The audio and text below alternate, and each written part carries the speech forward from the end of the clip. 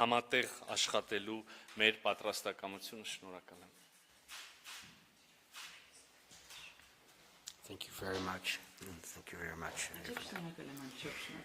I'm very happy to be here. Շատ ուրախ եմ այսօր այստեղ լինելու Հայաստանում։ Ուսում շնորհակալություն հայտնել պարոն նախարար ձեր ջերմ հյուրընկալության համար, ձեր գեղեցիկ երկիրը այս շատ արդյունավետ քննարկման եւ երկխոսության համար։ Նիդերլանդները մեծապես կարևորում են այն գործընկերությունը, որը մենք ունենք Հայաստանի հետ, որը անշուշտ արտացոլված է այն փաստաթղթերում, որոնք մենք մեկսի հետ ստորագրել ենք ամրապնդելու մեր կապերը Հայաստանի Հանրապետության եւ կառավարության հետ։ Շատ ուրախ եմ տեսնելու այս երկկողմանի նվիրվածությունը նվիրում Հայաստանի հետ։ Այսօր մեկ անգամ եւս դրա բառապացույց դրային քննարկումը, որ մենք ունեցանք նախարար Միրզոյանի հետ, որտեղ մեկ անգամ եւս մենք նշեցինք այն հավակնությունը, որ մենք ունենք ամրապնդելու մեր դիվանագիտական կապերը։ Համատեղ ստորագրելով այս համագործակցության փաստաթուղթը, մենք մեկ անգամ եւս ցույց ենք տալիս մեր հավակնությունը ամրապնդելու քաղաքական, սոցիալական եւ տնտեսական կապերը երկուստեք եւ մեկ անգամ եւս վերահաստատելու այն հիմնականային սկզբունքները, որ մենք ունենք։ Իդեպ Նիդերլանդների համար սա սակավ է պատահում երևույթ է։ Հաճախ չէ, որ մենք այսպիսի փաստաթուղթ ենք ստորագրում։ Շատ երկրներ կան աշխարհում, սա հազվադեպ տեղի ունեցող իրադարձություն է։ Իսկապես սա ցույց է տալիս այն նվիրումը, որ մենք ունենք Հայաստանի հանդեպ։ Մեր կապերի մասին է խոսքում։ Շուտով այսօր մենք պաշտոնապես բացումը կանենք մեր դեսպանության այստեղ Երևանում, որ այստեղ այո կար, բայց պաշտոնական բացում չէին իրականացրել։ Սա ևս մեկ կարևոր քայլ է այս համագործակցությունը Հայաստանի եւ մեր երկու երկրների միջեւ ամրապնդելու գործում։ Նիդերլանդների համար որպես ակտիվ ԵՄ անդամ պետություն շատ կարևոր է, որ մեր եվրոպական հարևանությունը լինի խաղաղ իրավիճակում սահմանվի այստեղ կայունությունը եւ բարգավաճումը ԵՄ շրջանում իսկապես մեզ համար անչափ կարևոր է եւ մեր շահերից բխում։ Հայաստանի այս իրավիճակը, որ տեսնում ենք այս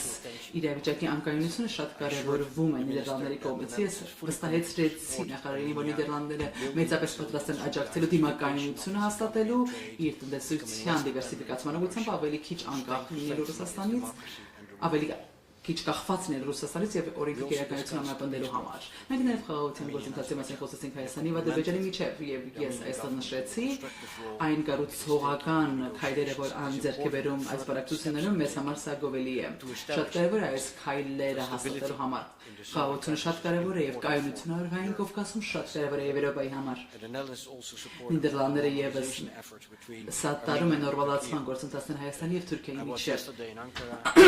Երեք ես Անկարայում եւ հանդիպումներ ունեցա Թուրքիայի կողմից պաշտոնական այդ անձերի կողմից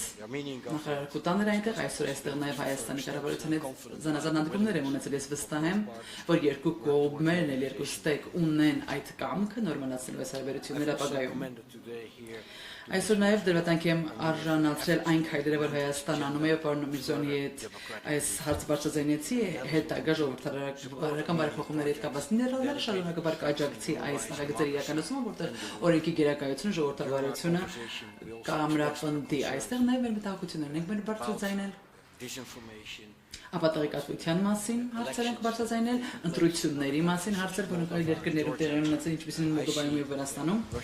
Մենք այստեղ ռուսական ապատեղեկատվական արշավներ ենք տեսնում, օրինակ Մոլդովայում եւ Վրաստանում, որտեղ ռիսկ կա, որը կարող է թիրախավորել նաեւ Հայաստանում ապագայում, որտեղ փորձում են ձգտում են վնասել Հայաստանի եւ ուկրաինական հարաբերությունները, փորձում են վնասել Հայաստանի հարաբերությունները այլ երկրների հետ, ինչպես նաեւ եւ այլ լարվածություն հրահարել Հայաստանի եւ Ադրբեջանի միջեւ։ Մեկ անգամ եւս ուզում ասել, որ Նիդերլանդները պատրաստ են համագործակցել Հայաստանի հետ, նաեւ ուզում են կիբեր սպառնալիքների դեմ պայքարում համագործակցել, մասնավորապես ՀՀ պարլամենտական ընտրությունների գիտենք, որ գալիս են շատ շուտով։ Արդեն տնտեսական կապերի մասին խոսեցինք, առևտրի թվերը իսկապես առևտրային ոլորտում թվերը բարձրանում են, մեծանում են Հայաստանի եւ Նիդերլանդների միջեւ, արտահանումները Նիդերլանդներից դեպի Հայաստան կրկնապատկվել են տարիների ընթացքում եւ մեկ անգամ եւս ցույց տվեք ասել, որ Նիդերլանդները պատրաստ է մեր տնտեսական կապերը ավելի ընդլայնելու եւ նոր բիզնես հնարավորություններ ուսումնասիրելու։ Տիկնայք եւ պարոնայք,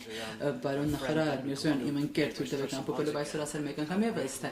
որքանով ենք, որքան մեծապես ենք մենք գնահատում մեր գործընկերությունը մեր երկու երկրների միջև եւ մեծապես պատրաստ եք շարունակելու այս մեծ համագործակցությունը երկու կառավարությունների միջև, երկու երկրների միջև եւ երկու հասարակությունների միջև։ Անչափ շնորհակալ եմ։